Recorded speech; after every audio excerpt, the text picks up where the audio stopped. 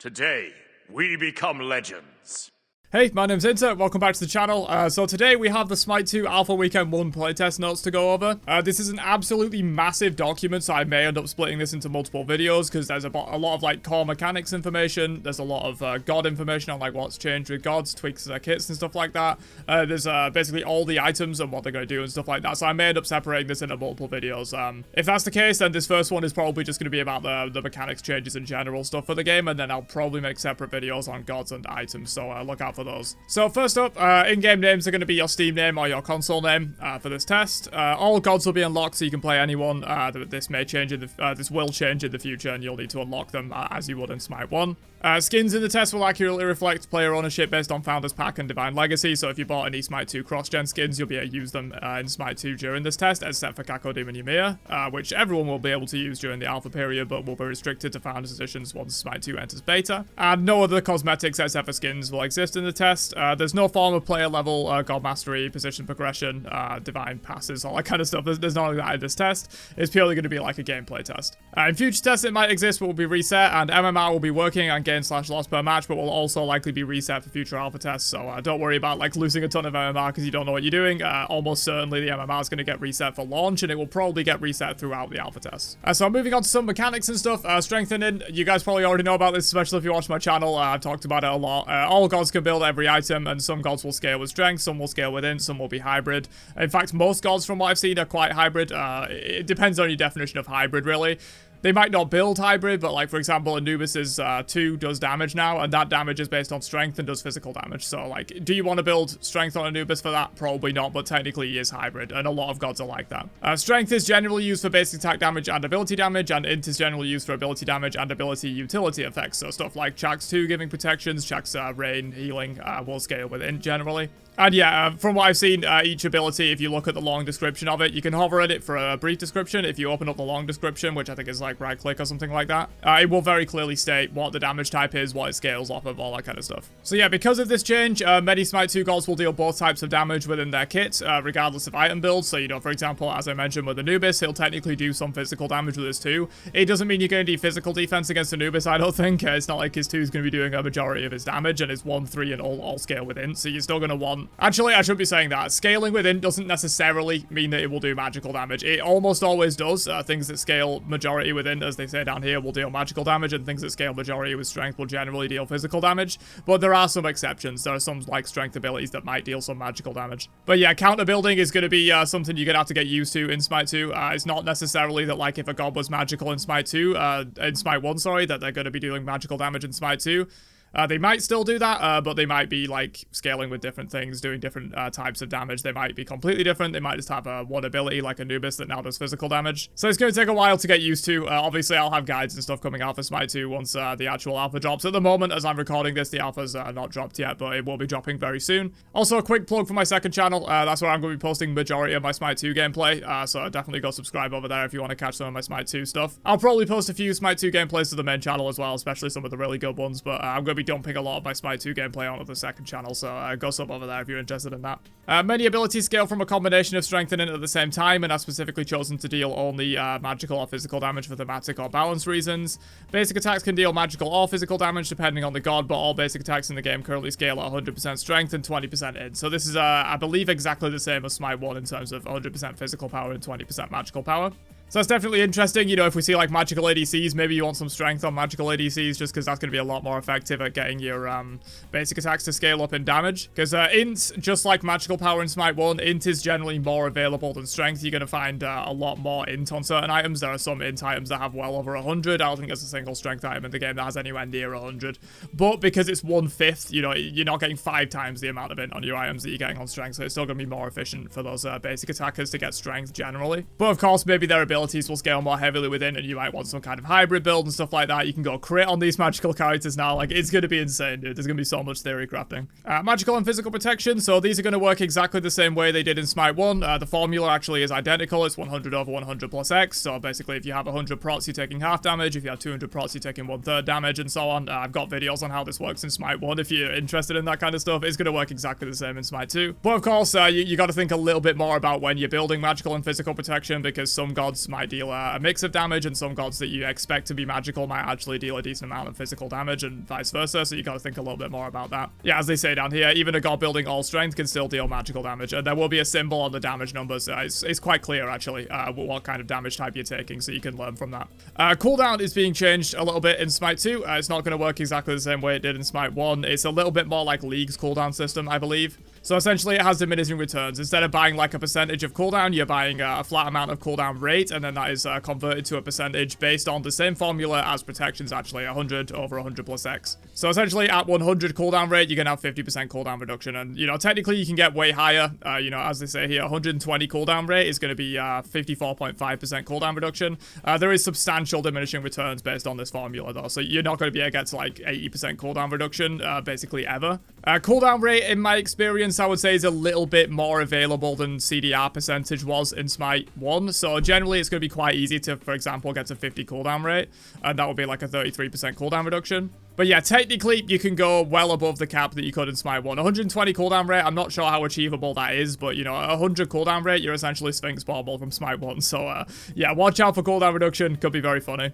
Lifesteal is going to work a little bit different now. There's no more physical or magical lifesteal, obviously, because gods can build anything. It's just lifesteal.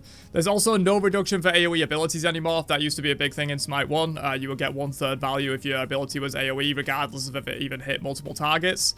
And so this is definitely a big buff to like lifesteal for AoE ability users, mages specifically. But of course, all lifesteal, even for your physical attackers, will now apply to abilities as well. So you don't need stuff like Soul Eater for Thor or whatever. You know, it's just going to be a heal you regardless if you build lifesteal. This is 100% effective against gods and 33% effective against minions. So they made this change very recently in Smite 1 as well. And I think it makes sense, you know, just to make it so that lifestealing in fights can be a lot more powerful without it just being completely ridiculous on minions and stuff. Penetration is changing a little bit as well. Flat pen is not currently available as a stat on any item, and there are no plans to reintroduce this. So this is kind of crazy, dude. I'm honestly not super thrilled about the fact that flat pen is completely gone. I think it's very essential to the early game to like amp up your damage and just not allow people to build one defense item and completely shut you down, or just like through base prots. It'll be interesting. There are still similar effects, like Stone of Binding exists in Smite 2, so you can still technically like flat reduce people's protections through debuffs. But there isn't going to be any actual flat pen on any of the items in Smite 2, and currently there are no plans to add flat pen at all. Percent pen is still very available, though. In fact, a lot of percent pen items are better than they were in Smite 1. Generally, your like big bomb percent pen items, like Obsidian Shard or whatever, I don't think that's what it's called in Smite 2, but they have equivalents to like Titan's Bane and Obsidian Shard. They have 30% pen on them in Smite 2, so percent pen a little bit more available. Executioner, I believe, goes up to 50% now. I'll have a video covering all the items that are further down this post coming out soon. But yeah, Executioner can stack 5 times and it's 10% pen per one, so you can get up to 50% protection reduction with Executioner.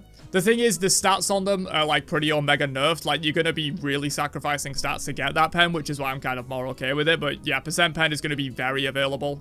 And of course, if your ability deals physical damage, you need physical pen. If your ability deals magical damage, you need magical pen. It's not technically tied to strength and int, but generally, if your abilities scale a lot off of strength, you're going to be dealing physical damage with them, and vice versa.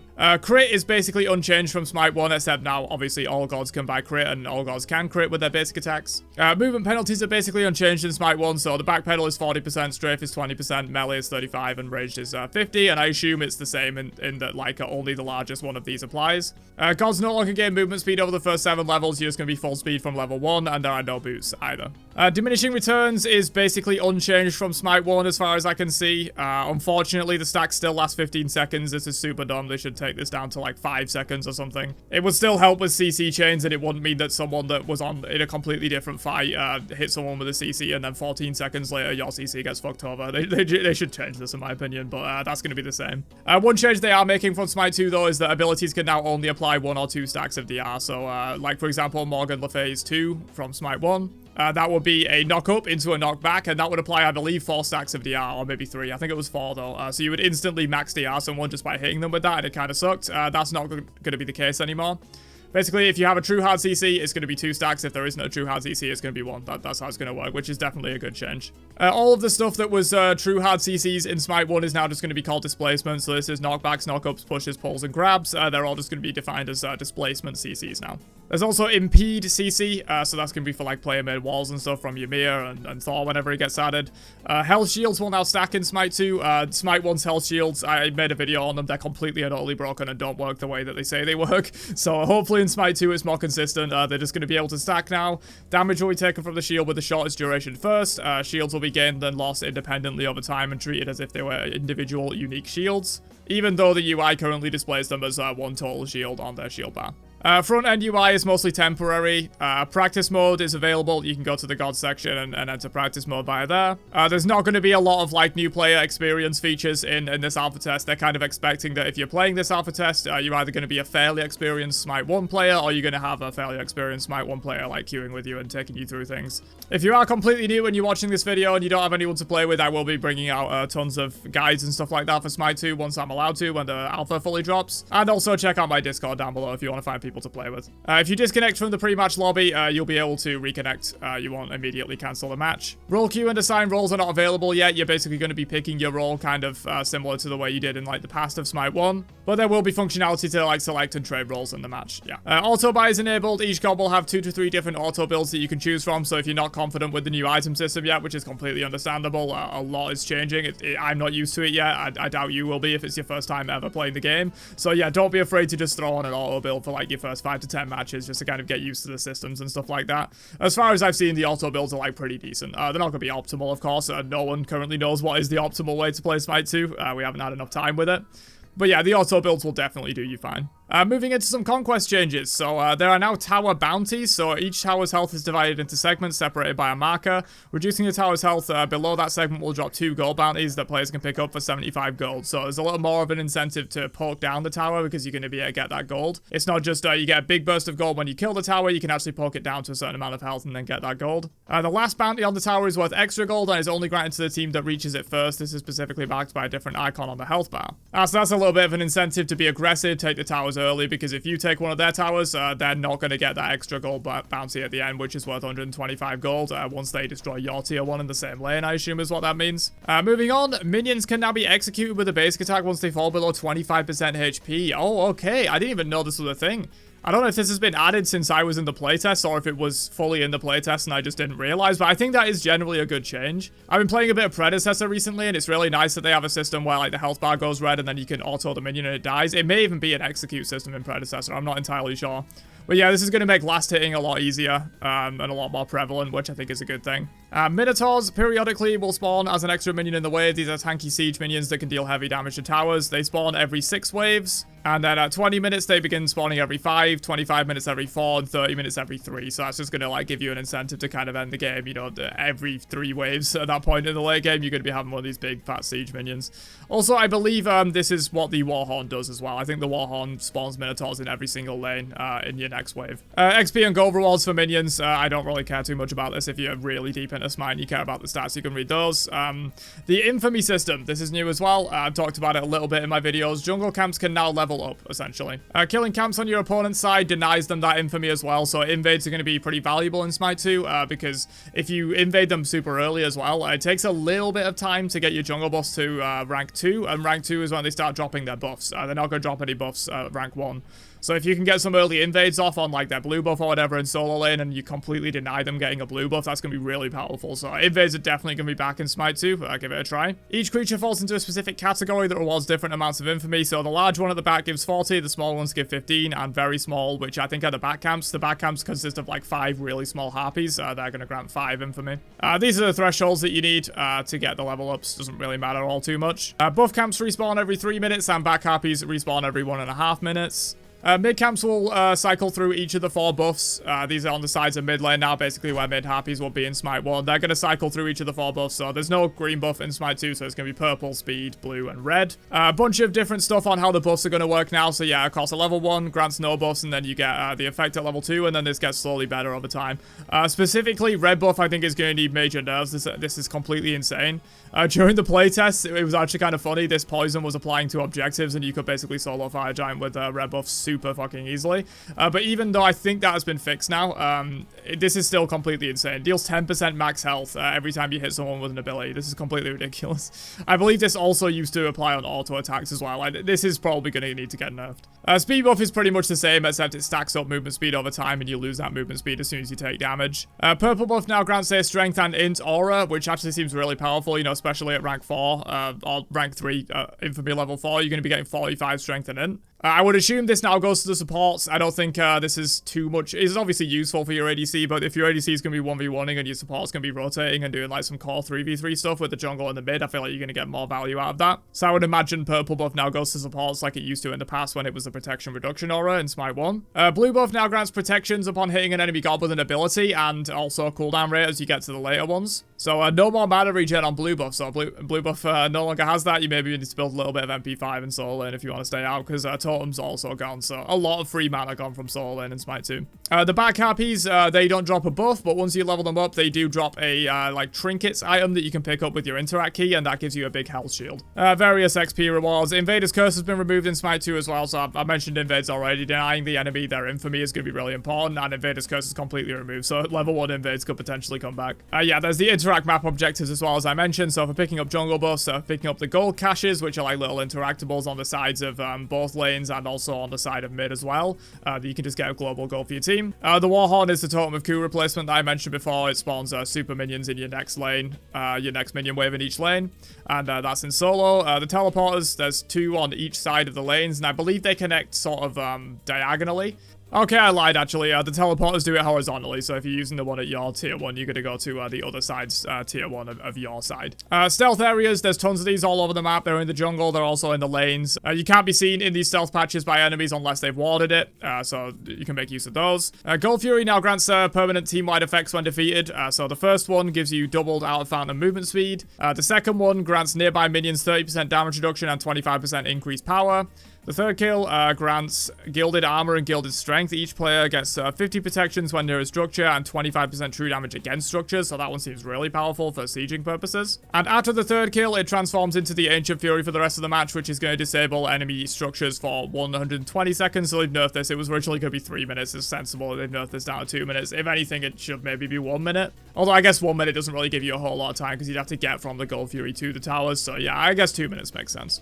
Fire Giant also has a bunch of new abilities. Pause the video if you want to read these. This video is getting really long already. I'm not going to read out fully what every single ability does, but the Fire Giant has a new attack cycle. The buff that it gives also increases over time. So the base buff is 50 strength, 50 int, 4% health, and 2% mana regen. And then each time it's defeated, it increases by 20 strength, 20 int, and 30 protections. And this will cap after 4 Fire Giant kills. So this is kind of crazy, dude. There's like less access to penetration in the game, but Fire Giant after 4 kills is going to give you 120 protection. It's going to make squishies absolutely unkillable, I feel like. XP splitting rules are the same in Smite 1, same as in Smite 1, so you don't need to worry about that. Double splitting is still pretty efficient. Triple splitting, quad splitting starts to get a little bit less. But yeah, that is it for the general changes. There's gods and items covered in this post as well. It's an absolutely massive post. This video was already getting really long, so I'm going to split it into a few parts. Hopefully you enjoyed this one. I'll be covering the god changes and the item changes in videos coming out real soon after this one. There's a lot of talking. Hopefully you enjoyed this one, and I'll catch you guys in the rest of those videos later. Peace.